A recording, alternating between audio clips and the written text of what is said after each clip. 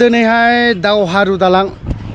नैबे दे दावहारु दालां ओमफ्राय दिनै गोबां मानसिफोर दं ओमफ्राय लोगोसे निउस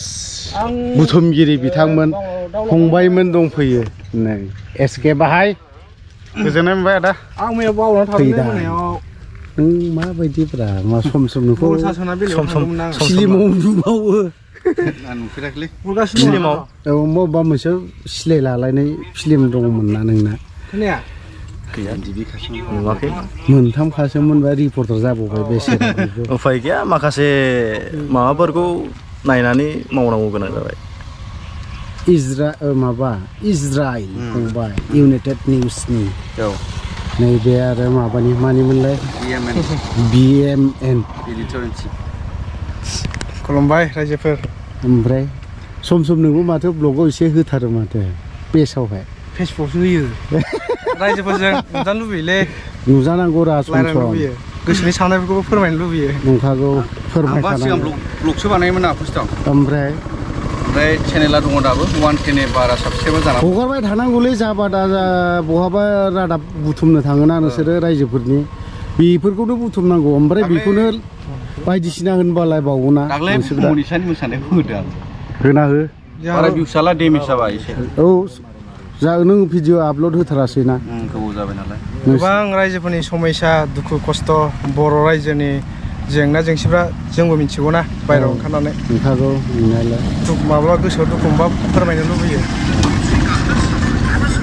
ओमफ्राय हनै बेजोंबो सासे बेनि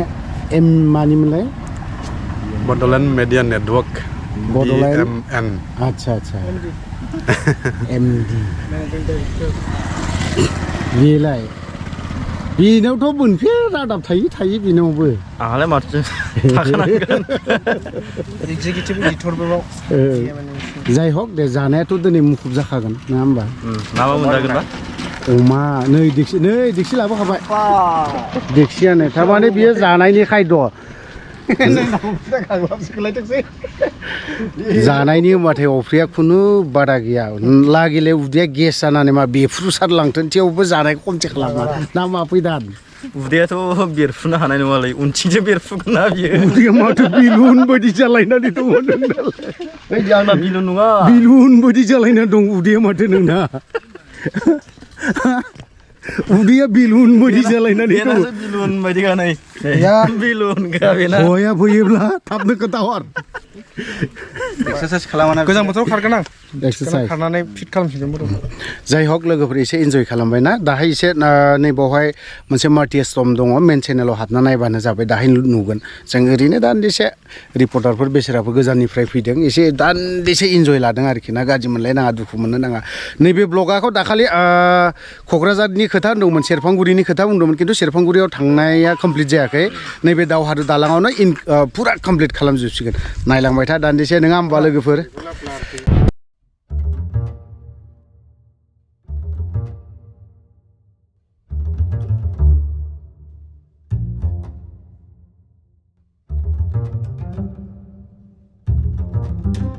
हिट खाराब उदैया नोंनाबो बिलुन बायदि जानानै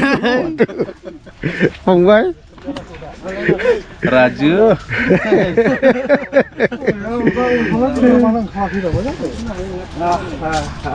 मा संखोथाय दोनहाय आबौ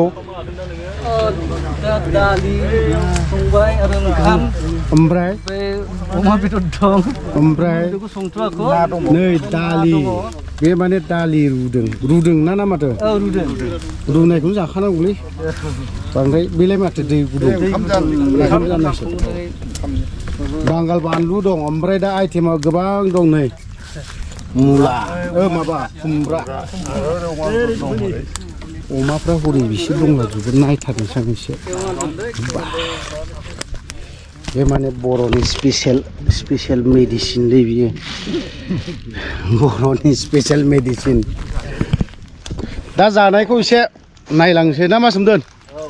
एसे मोजाङै जाना लानांगोन नङाबा जानाय नङा रायजोनि ओंखाम ओंख्रि संनाय गोथाव जायो दावहारु दालाङाव दिनैहाय फैदों ओमफ्राय मोनसे स्टेटमेन्ट दंबावो बे स्टेटमेन्टखौ लाहैनोसै मोनसेयाथ' लाखांबाय ना मा फैदों बाहाय औ लाखांबाय लानायाथ' मोनसे जानायाथ' एसे गोगोम जालायनोसै दां हा जानांगोन जानाया जानायखौथ' आरो दोननायनि माबा एक्स भलन्टियार हान्जाया मा होनदों आरोबाव आलादा बड'लेण्ड रायजो सोरजिनायनि सिमां लानानै दिनै ओंखारबोफिननो आखायाव लादों एक्स भलन्टियार हान्जाया एक्स भलेन्टियार बोख्लायनांगौ दा एसे थांनि फैबाय अमा बेदर जानो फैदों दिनैहाय नङा होमबा अमा बेदराथ' उफायथ' गैया जानांगोन माथो खालामनो एक्स भलेन्टियारनि दैदेनगिरिफोरावनो सिगाङाव दं सोमदों फंबाय दासिमबो मोनफैया मा जादोंथाय आसरित मोनदों माबा टेनसनल' नुखासैलाय फंबाय नोंखौ दुखुल' नुखासै गंगार बोराय बायदिल' नुखासै नोंखौ हनै गंगार बायदिल' नुखासै दा नोंखौ थाबायबोनायखौ औ हाजो गाखोनाय बायदि नुदों हाजो खाथिनि मानसिखा नालाय ना मा फंबाय गंगार बायदि गयाबो थिखा जायोना जोङो गय नङाबा जाया दा नोंना बेयाव लाखांबाय औ लाबाय लाबावनायसो एसे आंबो नै एसे लानोसै हाग्रा दाननाय मानायखौ दाननायाथ' दानखांबाय लामा होनना बुङोबा निसिमा खैलामै सापागुरि टु मालिबिटा थांग्रा नोंसोरथ' माबायदि थाङो नोंसोरसो मिथिगौलै सयथिबो बे माने ओरैबायदि मोनखायो बिराद गुवार दैलामबारि बारनानैसो जों थांनांगौ आरोखि हमनानै ला औ औ बिदि मोनो आरो मोनखागोन माने लामाया दैलामबारिनि जेरै बिनिफ्राय जायगायाथ' गाज्रिसिनबावसो दा आयै आं बैयावलाय बोरैबा मोनखादों हाखर बायदि सिखा माने दैलामबारियाव स्लिम जाबावोलै दैलामबारिनि लामाया दा नैबावहाय जों खनसे बेखौनो दाननो फैदों नागिरदोंमोन दा नै दा बिसोर मावग्रोबायना जों मावग्रोनो मोनबा मा जागौमोन नङा होमबा औ बेबो नंगौ नंनायालाय नैबे दावहारु बै समावहाय मा होनो गिबि निसिमायाव मुंख्लं जानाय 7 सयजनसो ओमफ्राय नायनो औ माखासेखौ नायनोब्ला दा मेन चेनेलाव नायबानो जाबाय बिथांमोना 150 जन 150 जना अलरेडि बेवहाय बिथांमोना ज' जाबाय दा बिथांमोननि गेजेरावनो गोबां खस्थ' मोनबोनाय सोरबा जखम जानाय सोरबा खेलेंफ्रा खारो ओमफ्राय खारनाय फावैनो गावो बेबायदि खालामनानै जों गोबां दावहा नांदों बेनिफ्राय बेवनि वाटार साप्लाइनि पाइपखौबो लानानै ओमफ्राय बिदिनो माब्लाबा जोङो बै वाटार साप्लाइनि पाइपफोरखौ लानानै बेजोंबो खुबैयोमोन दा बेबायदि साहस जानानै जोङो ओमफ्राय जोंनाव मोनसे ट्रेनिं दंमोन बे ट्रेनिंआ जाहैबाय सोर होयोमोन ट्रेनिंखौ जोंहा गोबां गोरोंफोर दंमोन दा बिसोर थैलांबाय बोरायसा